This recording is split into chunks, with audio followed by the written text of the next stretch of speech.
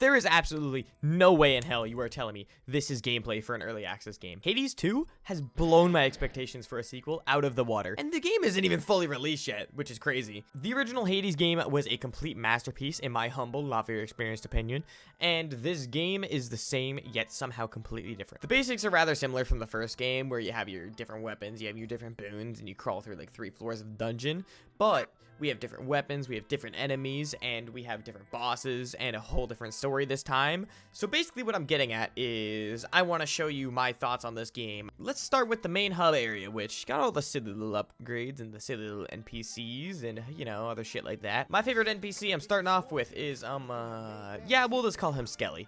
But Skelly, he's just a silly little guy. He's basically, gameplay-wise, a talking sandbag, but he's a funny little guy, so I like him. There's also Odysseus, who's kind of just a handsome scout guy. He's chill uncle energy kind of deal. And he doesn't really do much except, you know, talk to you for story purposes. But that's about it for him. There's also probably one of the most important characters in the story, Headmistress Hecate, who is kind of like the motherly character who teaches you how to, you know, become strong and fight for me. Go kill Kronos. But she also teaches you how to make the special stew, which is good for permanent upgrades. There's also some other smaller NPCs that you'll see around, like the shopkeep guy, which I'm sure you really can guess what he does. And then there's also like Lord Charon, who's your man of many words.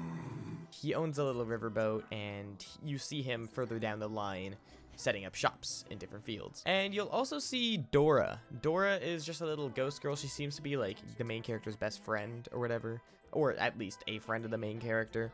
She doesn't really do much. She pretty much plays a similar role to Odysseus, where they're just there for story purposes. Like I mentioned earlier, there's a special stew for permanent upgrades and stuff, but there's a different weapon area and the tools area. Tools are for gathering materials, weapons are for, you know, stabbing people. But there's also the Arcana card system, which is a very cool upgrade system, because it's kind of like give and take. You have to buy these cards, but every card has a mana cost, and you have a limited amount of mana until you upgrade that. So you have to kind of like pick and choose which cards you really like and which ones will really help you. I should probably also mention that there's like 5 total weapons in the game as of right now. There's gonna be a new one coming out apparently on the main release, but I only got 4 of them because I couldn't find a piece of bronze. So in my recording, you're only gonna see 4 different weapons. I'm sorry, don't kill me. But that's about it for the main hub area. The first floor, Erebus. Solid introduction to the game. Not too difficult, but it has a little bit of a challenge that makes you use that little noodle in your head. Not too much unexpected here. All the enemies are pretty basic. There's a couple that, like, are fast moving. You should use your cast to stop them, but, like, that's about it. This area of the game has the actual same atmosphere as the hub area, or the crossroads that we started in. And that makes a lot of sense because the first boss fight of the game, drumroll please,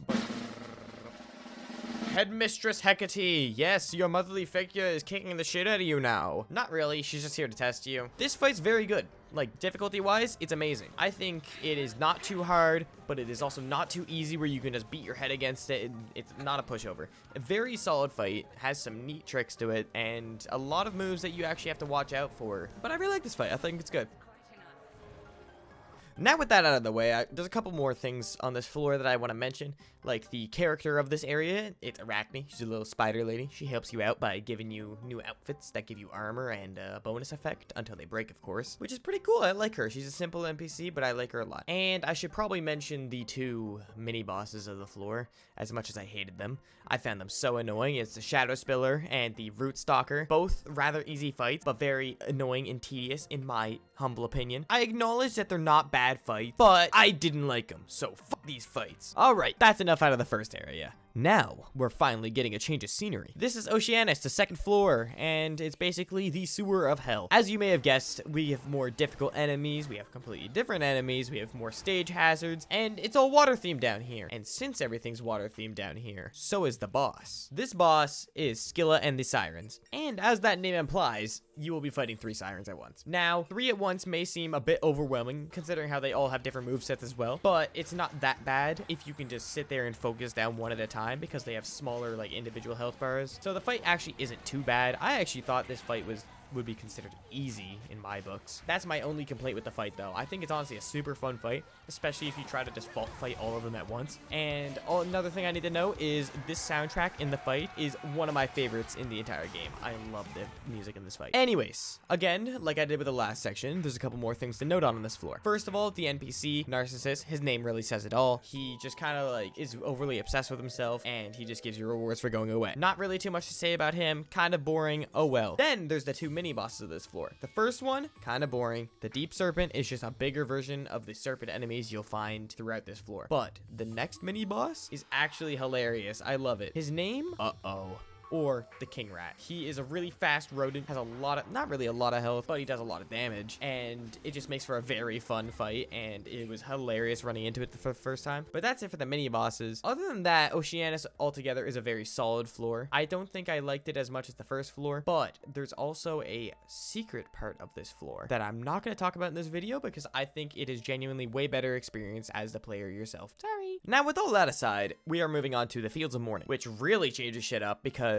as it sounds, it just drops you into a gigantic field, and you just have to run around and find shit. Now, these fields have multiple rewards, unlike the chambers from before, and they also have a lot of optional rewards, which is pretty cool. Other than that, though, it's pretty, like, you know, more difficult enemies and a lot of different enemies, but all the same. Now on to the fun part of the floor, the boss, which is our best friend from the first game, Cerberus. But he's a little stinky now, so we gotta tame him again. The boss actually has a very solid difficulty to it, but it's not impossible. So I think it's a really good spot, honestly. Like, it's not too hard, it's not too easy. This game really doesn't miss with the bosses, and Cerberus is no exception. He has a solid moveset, he has a solid second phase, nothing really to complain about here in this fight. So, moving on to the character of this floor, it is Echo. Echo, she just repeats everything Melinoy says back to her in dialogue, and all of her boons are Echo-based, which is kind of cool. But other than that, she's probably the most boring character I've seen in this game so far. Moving on from that, though, there's two mini bosses on this floor, just like the others, but for some reason, I never ended up running into the Phantom. I somehow, in like 10 hours of playing this game, did not see this guy once. I'm gonna have to skip him. But the other one's the Queen Lamia, who is a giant snake lady who controls other smaller snake ladies, and they all just fire lightning down from the sky. It can get a bit overwhelming, but it's not too bad of a fight if you just take them all out one by one, and you just deal with the big one after. So it's not really that special. But now I wanted to point out that I think this floor does the big open field design very well. Having multiple rewards that you can just run around and find makes the gameplay very unique, to say the least. And I think it's very fun on this floor in general, because even if you can't find anything, there's these trees you can light up that just guides you to all the rewards. And it's just an awesome concept, and I think this floor does it really well. Anyways, moving on finally to the spooky final boss floor. We're back at Tartarus from the first game, but now it's obviously the last floor, so everything is much, much more difficult. The enemies all have little gimmicks, and the terrain itself is actually out to brutalize you, and every enemy feels like it has a shield, and I absolutely love it. This is how the area should be. The build up to Kronos, the Titan of Time, should be this difficult, and I think it's amazing. Speaking of which, we're moving on to Kronos, the Titan of Time himself, the big bad of the game, if you will. Very solid fight. First fight with 2 health bars, 2 phases to go with both of those health bars. It's a very difficult fight, or at least it is for me, because I still haven't beaten it yet at the time of recording this, but I don't think it's an unfair fight. If I'm gonna complain about anything in this fight, it just feels like some of the attacks he has have a bit bigger of a hitbox than it actually displays, but I could be completely wrong about that, and it could just be a skill issue. Who knows? There's not really much else to nitpick in this fight. I think this is a very good boss with a very good build-up, and that's the end of it.